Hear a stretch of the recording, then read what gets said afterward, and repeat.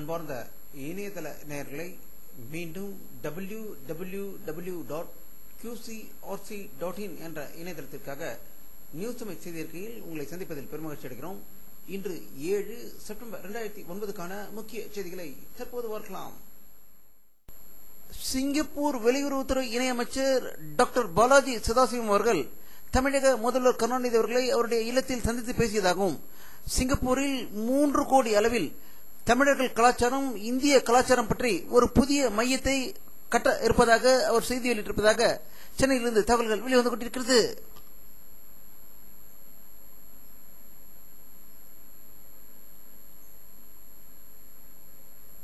மத்திய அரசு கல்வியான சிபிஎஸ்இ 10ஆம் வகுப்பு தேர்வு அடுத்த கல்வியாண்டு 2010-2011 முதல் ரத்து செய்யப்படும் என்றும், அதற்கு பதில் கிரேடு முறை அமல்படுத்தப்படும் என்று மத்திய மனிதவள மேம்பாட்டுத்துறை மந்திரி கபில் சிபில் செய்தி வெளியிட்டிருப்பதாக டெல்லியிலிருந்து தகவல்கள் வெளிவந்து கொண்டிருக்கிறது.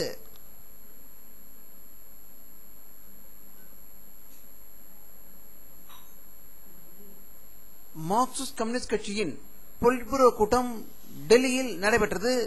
அதன் முடிவில் பிரகாஷ் கராத் அவர்கள் வெளியிட்டுள்ள ஒரு செய்தியில், இந்திய தேர்தல் ஆணையம் எலக்ட்ரானிக் ஓட்டிங் மிஷின் மீதான பல சந்தேகங்களை அவர்கள் விவரிக்க வேண்டும் என்றும், அதில் குறைபாடுகள் இருந்தால் அவற்றுக்கான மாற்று ஏற்பாடுகளை அவர்கள் செய்ய முன்வர வேண்டும் என்று அவர்கள் வலியுறுத்தியிருப்பதாக டெல்லியிலிருந்து தகவல்கள் வெளிவந்து கொண்டிருக்கிறது.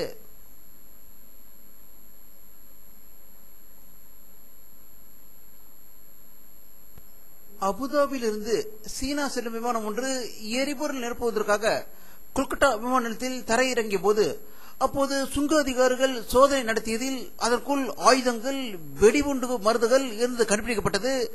முறையான ஆவணங்கள் இல்லாதால் விமானம் புறப்பட்டு செல்ல அனுமதி மறுக்கப்பட்டதாகவும், பின் பேச்சுவார்த்தைக்கு பின் விமானம் புறப்பட்டு சென்றதாக ஒரு அதிர்ச்சி தகவல் கொல்கத்தாவிலிருந்து வெளிவந்து கொண்டிருக்கிறது.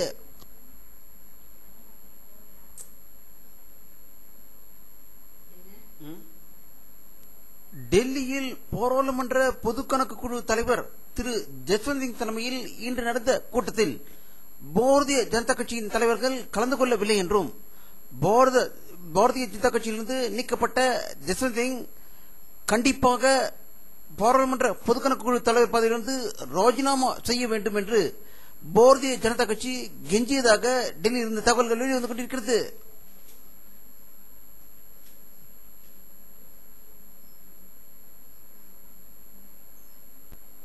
இன்று டெல்லியில் மாநில சமூக நலத்துறை அமைச்சர்களின் மாநாடு நடந்தது. இதில் பாரத பிரதமர் மன்மோகன் சிங் அவர்கள் பேசுகையில், மாநில அரசுகள் ஆதிதிராவிட மக்களின் நலனை பாதுகாப்பதில் அதிக அக்கறை எடுத்துக்கொள்ள வேண்டும் என்றும், ஆதிதிராவிட மற்றும் பழங்குடி மக்களை தாக்கும் நிகழ்ச்சிகளுக்கு கடும் தண்டனை விதிக்க வேண்டும் என்று அவர் வலியுறுத்தியதாக டெல்லியிலிருந்து தகவல்கள் வெளிவந்து கொண்டிருக்கிறது.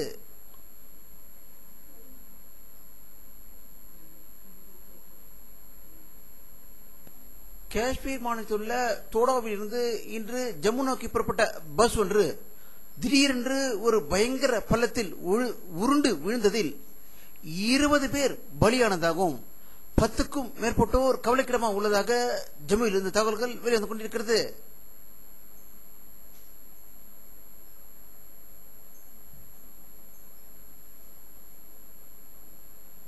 ஜார்க்கண்ட் மாநிலம் ராஞ்சி மாவட்டத்தில் பந்திரகிரி என்ற கிராமத்தில் புகுந்த மாவோயிஸ்டுகள் அங்கிருந்த 5 பேரை சுட்டுக் கொன்றதாகவும், அதே இடத்தில் இது 2வது தாக்குதல் என்பது குறிப்பிடத்தக்கது.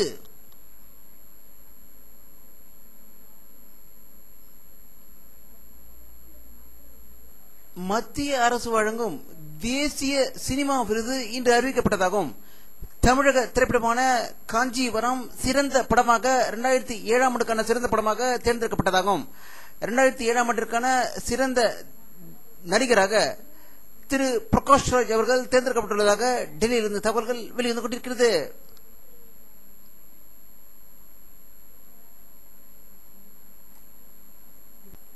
உலக பில்லியர்ட்ஸ் சாம்பியன்ஷிப் போட்டியின் இந்திய வீரர் பங்கஜ் அத்வானி தங்கம் வென்று சாதனை புரிந்திருப்பதாக டெல்லியிலிருந்து தகவல்கள் வெளிவந்து கொண்டிருக்கிறது.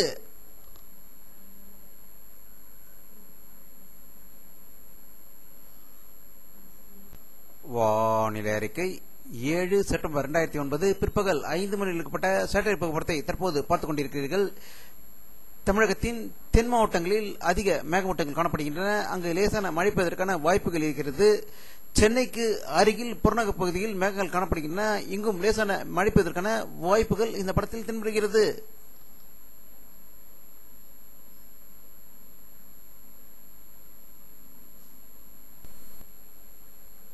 இத்துடன் இந்த செய்தி அறிக்கை நிறைவடைகிறது.